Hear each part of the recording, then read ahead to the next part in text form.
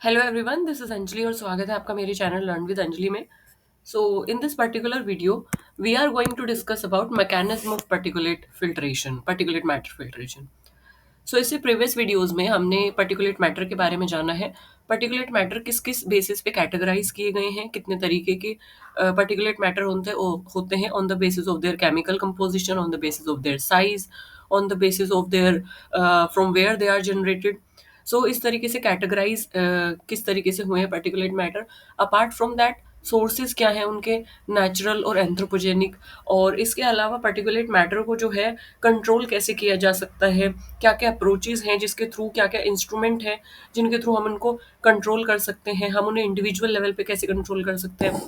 सो वो सारी चीज़ें जो है हमने प्रीवियस वीडियो में ऑलरेडी डिस्कस कर ली है। So now it's time to discuss about mechanism of particulate matter filtration.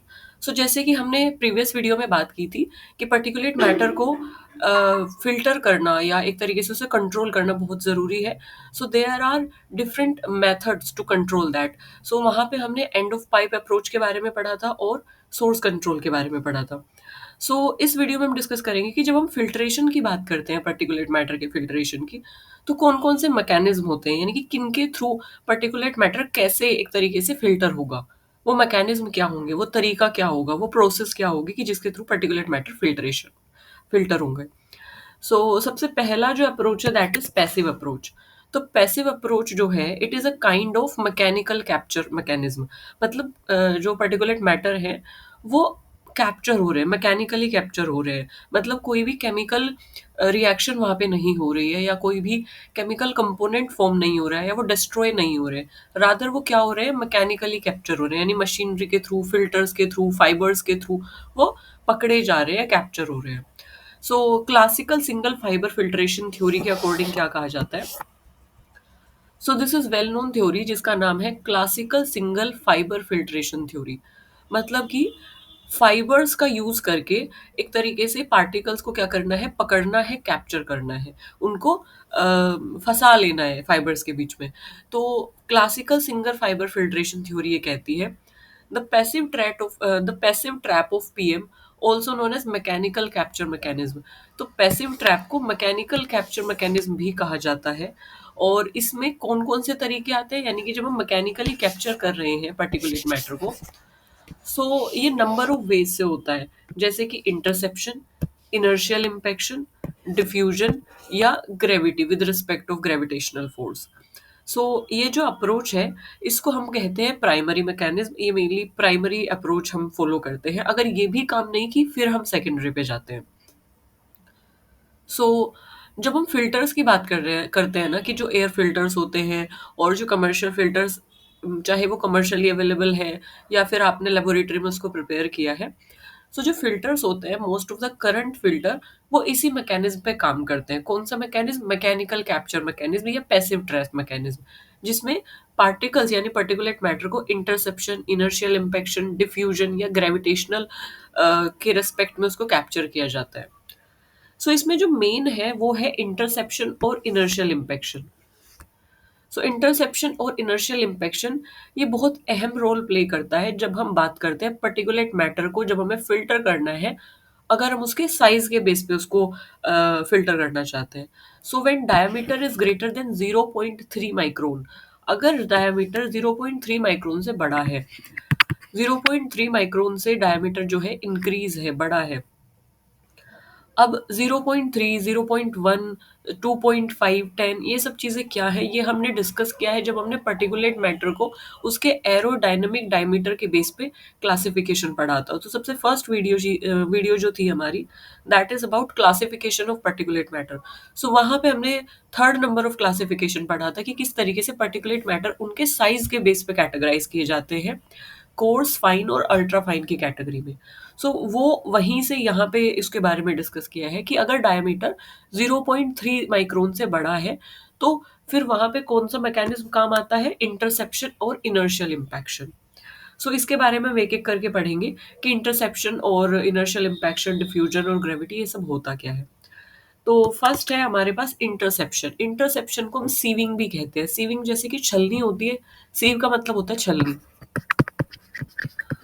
सो सीव में क्या होता है कि जब हम आटा छानते हैं तो आटे के जो पार्टिकल है दैट शुड बी स्मॉलर, और सीव के जो पार्टिकल आटे के जो पार्टिकल है that should be like smaller, and जो सीव है that should be like smaller than the part that larger than the जो हमारे पास इम्प्यूरिटीज है उसके पार्टिकल जो है लार्जर होंगे, और जो सीव के पार्टिकल्स है, छलनी के जो पार्टिकल्स है वो छोटे होंगे, ताकि जो इम्प्यूरिटीज है वो उसको रोक पाए। या आप इसको ऐसे समझ सकते हैं, जब हम चाय छानने की छलनी को यूज करते हैं, सीव को यूज करते हैं, तो जो चाय पत्ती होती है उसके पार्टिकल्स बड़े होते हैं और जो छलनी के पार्टिकल्स होते हैं वो छोटे होते हैं। So it is something like this.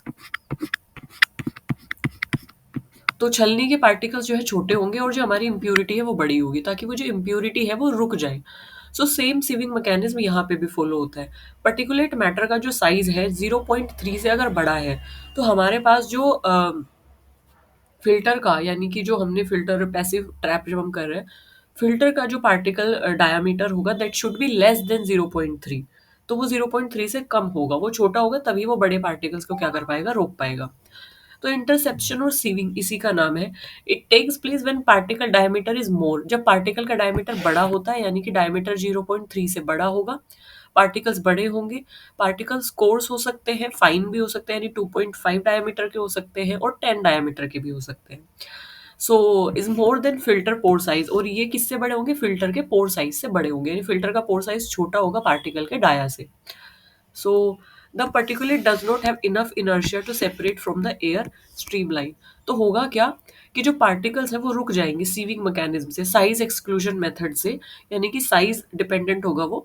तो पार्टिकल्स का साइज क्योंकि बड़ा है एंड फिल्टर का साइज क्योंकि छोटा है, तो पार्टिकल्स के पास इनर्शिया ही नहीं होगा कि वो एयर के फ्लो के साथ नीचे की तरफ जाए, तो वो ऊपर ही क्या हो जाएंगे, रुक जाएंगे। So this is how interception work. ये इंटरसेप्शन ऐसे काम करता है। Next we have inertial impaction. So जब पार्टिकल्स जो है लार्ज होंगे and they have sufficient inertia, मतलब अब यहाँ पे क्या होगा कि पार्टिकल बड़े हैं बट उनके पास इनर्शिया भी है, they have inertia and momentum to break away the fluid stream line. मतलब सपोज करो फ्लूइड यानी एयर इस डायरेक्शन में चल रही है, पार्टिकल को वो अपने साथ लेके जाएगी, बट पार्टिकल के पास इतना मोमेंटम है, इतना इनर्शिया है कि वो अपोजिट डायरेक्शन में भी चल सके, या एयर का जो फ्लो है उसके अलग डायरेक्शन में भी जा सके। So, when the particle have sufficient inertia and momentum that break away fluid streamline and directly impact the filter surface fibers, inertial impaction will occur। तो अब क्या होता है कि अगर ये एयर के फ्लो के साथ ना जाके इधर उधर डायरेक्शन में जा रहे हैं, तो ये क्या करेंगे, फाइबर जो है उसकी सरफेस से टकराएंगे और उसकी सरफेस से टकरा के फिर ये ट्रैप हो जाएंगे। So this is how inertial impaction work. So diffusion में क्या होता है, diffusion is the dominant mechanism when diameter is smaller than 0.1 micron. अब डिफ्यूजन कहाँ पे काम आता है, डिफ्यूजन काम आता है अगर पार्टिकल का डाया 0.3 या 0.1 यानी अल्ट्रा फाइन पार्टिकल्स की रेंज में है या उससे कम है, तो सो वहां पे जो सबसे डोमिनेंट फिनोमिना यूज होता है, dominant mechanism which come into play, that is diffusion. So dia अगर स्मॉलर है 0.1 माइक्रोन से, यानी अल्ट्रा फाइन की कैटेगरी में या उससे छोटा है, सो डिफ्यूजन स्मॉलर पार्टिकल यानी 0.1 micron is known as Brownian motion. So होता क्या है कि जब स्मॉलर पार्टिकल्स मूव करेंगे, सो उस मोशन को कहा जाता है Brownian motion, and that Brownian motion led to particles deviating from the air streamline to adhere on the fibre. और उस ब्राउनियन मोशन की वजह से क्या होता है, जो पार्टिकल्स हैं वो जो फाइबर्स हैं, फिल्टर के जो फाइबर्स है उसकी सरफेस से टकरा के उस पर स्टिक हो जाते हैं। So small particle deviate from the air streamline to adhere on the fiber. They stick on the fiber. They adhere. They मतलब पेस्ट एक तरीके से स्टिक हो जाते हैं fibres. So this is how diffusion work. Next we have gravity. So particulate matter could be passively trapped in filter by gravity when airflow is perpendicular to the ground। देखिए अगर ground ऐसे है और air flow perpendicular है, यानी कि इस direction में, परपेंडिकुलर क्या होता है, अगर वो 90 डिग्री एंगल फॉर्म कर रहा है, और 90 डिग्री कब फॉर्म करेगा, ग्राउंड ये है, तो अगर एयर ऐसे आ रही है तो ये 90 डिग्री एंगल फॉर्म कर रहा है। सो अगर इस डायरेक्शन में है एयर, यानी कि परपेंडिकुलर है ग्राउंड के अगर एयर का फ्लो, सो पर्टिकुलेट मैटर कैसे ट्रैप होंगे, they trap passively in the filter by gravity. तो वो ऑटोमेटिकली जो है ग्रेविटेशनल इन्फ्लुएंस में ट्रैप हो जाएंगे फिल्टर में, क्योंकि ग्रेविटी नीचे की साइड लगती है। तो एयर फ्लो के साथ जो भी पार्टिकल्स आएंगे, ग्रेविटी उनको अपनी तरफ खींचेगी, यानी नीचे की साइड खींचेगी। और फिल्टर क्या होगा, फिल्टर में जो पार्टिकल्स है वो पैसिवली खुद ही ट्रैप हो जाएगी। अगर यहाँ पे फिल्टर है तो पार्टिकल्स यहाँ पे ट्रैप हो जाएगी, क्योंकि एयर फ्लो नीचे है। सो एयर फ्लो नीचे होगा, पार्टिकल्स अगर बड़े होंगे तो पैसिवली क्या हो जाएंगे, ट्रैप हो जाएंगे। पैसिवली मतलब कि हमें पार्टिकल्स को कोई एनर्जी देने की जरूरत नहीं है, कोई इलेक्ट्रिसिटी प्रोवाइड करने की जरूरत नहीं, कोई प्रेशर प्रोवाइड करने की जरूरत नहीं है। ग्रेविटी ऑटोमेटिकली नीचे की डायरेक्शन में लगती है, तो एयर नीचे आएगी, पार्टिकल भी नीचे आएंगे खुद ही। और साइज एक्सक्लूशन मेथड से पार्टिकल जो है या तो फाइबर की सरफेस पे स्टिक हो जाएंगे, या तो साइज एक्सक्लूशन मेथड से वो वहां पे ट्रैप हो जाएंगे।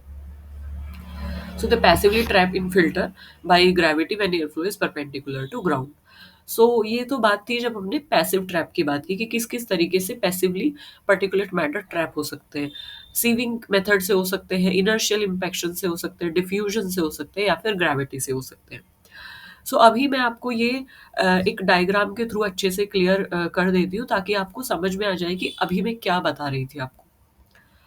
So this is about,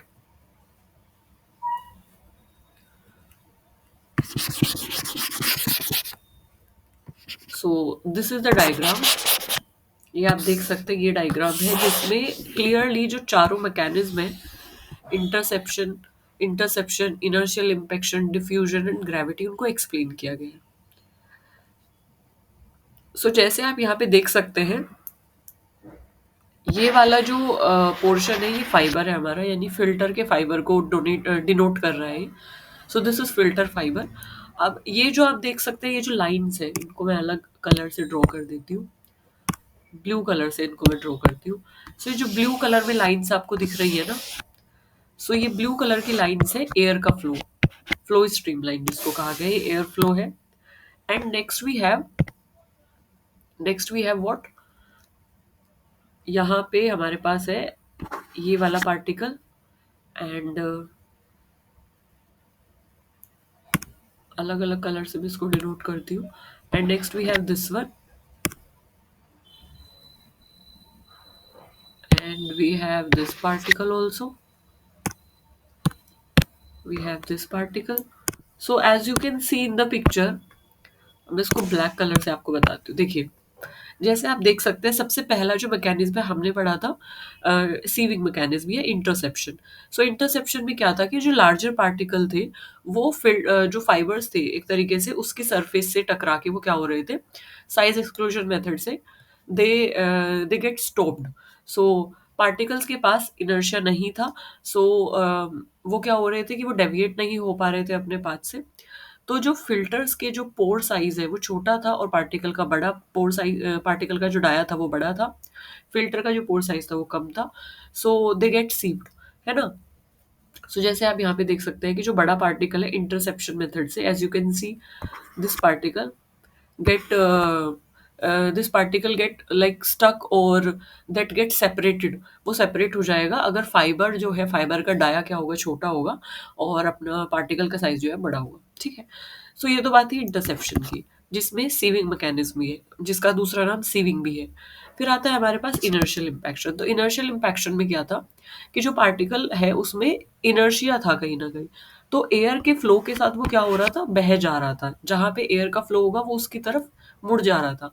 but हुआ क्या, क्योंकि इट हैज इनफ इनर्शिया, तो इनर्शिया की वजह से ये एयर के फ्लो के साथ कंप्लीटली नहीं जाएगा, ये उसके फ्लो को अपोज भी करेगा, यानी ये उसके फ्लो से डेविएट हो सकता है। तो जैसे आपने देखा, ये जो पार्टिकल है यहाँ से यहाँ डेविएट हो गया।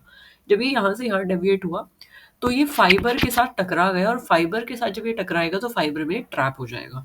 सो this is how inertial impaction work. So larger particle होते हैं लेकिन इनर्शिया होता है, so they break away the fluid streamline, और ये डायरेक्टली इम्पैक्ट करते हैं फिल्टर की सरफेस को, filter surface fibre inertial impaction में लगकर। सो उसके बाद ये टकराएंगे जब फाइबर सरफेस से, देन उसके बाद ये ट्रैप हो जाएंगे। फिर आते हैं हम डिफ्यूजन पर। सो जैसे आप देख सकते हैं, इनको मैं रफ कर देती हूँ।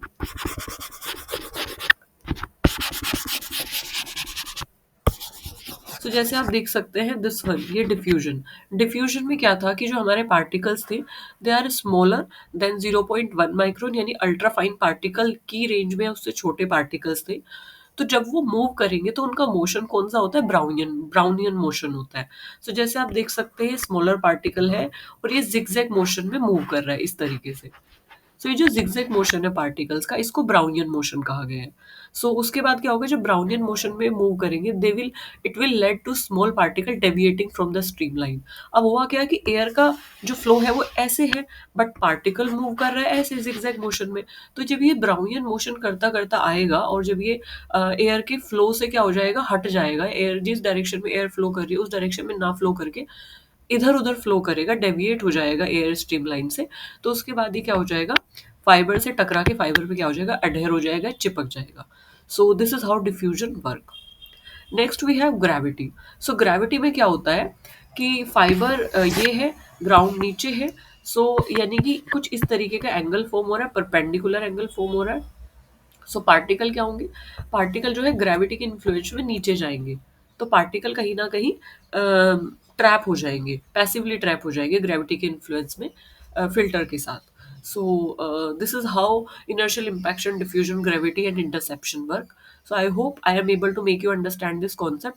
नेक्स्ट वीडियो में हम पढ़ेंगे नए कॉन्सेप्ट के बारे में which is related to mechanism of PM filtration. So दूसरा मैकेनिज्म हमारे पास है प्रोएक्टिव कैप्चर, तीसरा हमारे पास है इलेक्ट्रोस्टैटिक अट्रैक्शन।